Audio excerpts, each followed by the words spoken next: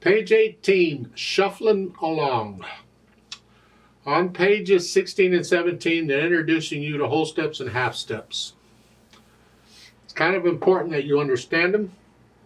You're not going to use them a lot for a while. I mean, well, in a way, you use them all the time. But I mean, it's as far as music theory goes and understanding what's going on, you're not going to use them for a while. But you need to know what they are. So let's go ahead and learn. And they're pretty simple.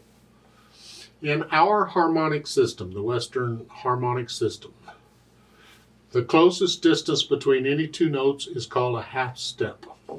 Two halves make a whole, so two half steps is a whole step. On a piano, that means a half step.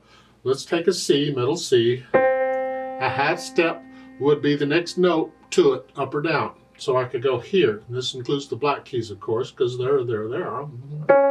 That's a half step. There's nothing in between them. That's the closest we can get. If I go down, it's this one. There's no black key there, so it's here. That's a half step. That's as complicated as half steps get, right? That's it. That's a half step. So you got half step, half step, half step, half step, half step, half step. They're next to each other. They're half steps. Two halves make a whole, so you're going to get one note in between. So it's here, take a half, and take another half. That's a whole step. It's got one note in between. If I go here, that's a half step, and that's a half step, so that's a whole step. It's got one note in between. So we got whole steps. Whole step, whole step, whole step, whole step, because there's one note in between. Whole step, whole step. You get the idea? That's as complicated as whole steps get. Keep it in mind. Because sometimes when we're trying to figure out things, we have to go back to the half steps and say, how many half steps is it?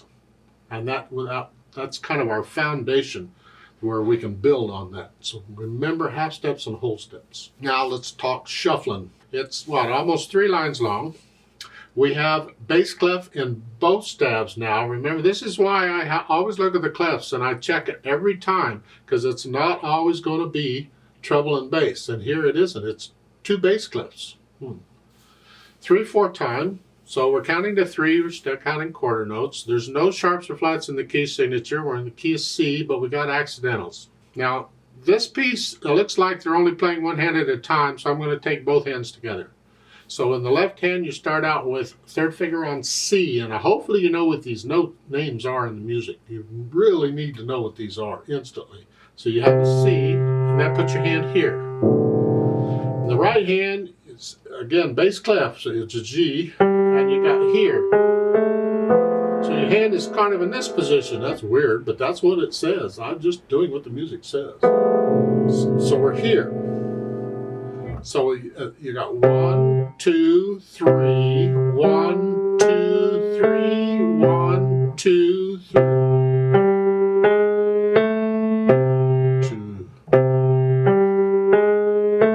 1, 2, 3, 1, 2, 3, 1. Isn't that fun? Well, that's pretty much the piece. As hard as that, that's it. You're doing half steps in the right hand. You're just playing half steps. And the left hand's doing something, I don't know what it's doing. It's down there. So once you got the notes, okay, the rhythm shouldn't be a problem. Mostly quarter notes and quarter rests. Then try the articulation. You got staccatos and slurs, and I'm hinging at the wrist. I'm on the key and I'm bouncing off for the staccato, short. Then connect this. They're saying on a 3-note slur, they say it's a drop, connect, roll. I don't like to roll. I just lift. So I do a drop, connect, lift. And you can have any number of notes in a slur, so it's like drop, and then you just keep connecting until it's time to lift. So here it says drop, connect, lift. Drop, no. I can start to lift as I'm connecting, or I can stay down and do it all at the end. Depends on the music and how I feel it. And do I feel a lift there? Do I want to come up? Maybe if I'm getting softer, I want to come up. Or if I'm getting louder, I might stay down until the very end when I lift. Ba-da-dum. Depends on the music. So it's staccato. And go ahead and just put a little silence between the slur and the next note. So don't connect them. Don't go here. Put a little silence. It's interpretation. You could interpret this where you connect the slur to the next note, to the first staccato note at the beginning. You have the slur and the note. I could connect that. It's not what's written, but again, that's interpretation. Right now, I'm telling you to separate it because we need to practice with the slurs and the lifting up and all. Then once you sort of have that, then try the dynamics. It's soft, whatever you think soft is.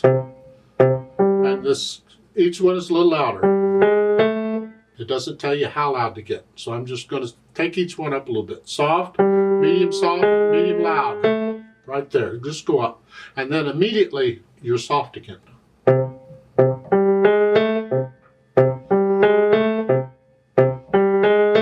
Now here in the second line, you don't get a P after the crescendo. Now you're staying up there. Now you come down. So it's medium loud, medium soft. Now soft.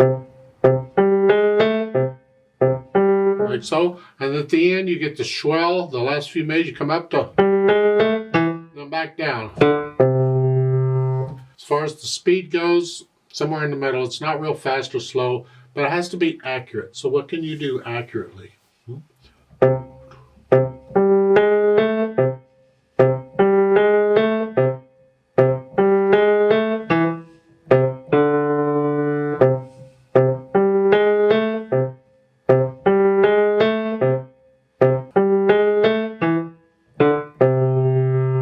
That's my feeling. Don't copy me. You play it and make it yours and do your own thing.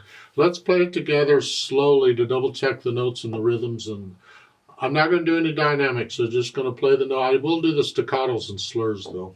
And again, if you want to put in the phrasing, put in the phrasing. You can hear the sentences here. It seems to be two phrases where the dotted half notes in the phrase. So just lift up the dotted a little bit after the dotted half. Lift the dotted half note up a little early is what I'm trying to say. It's like taking a breath. So we hear the phrases. If you want to try that, go ahead. I'll give us 3 counts. So let's play it together slowly. 1, ready, go. 2.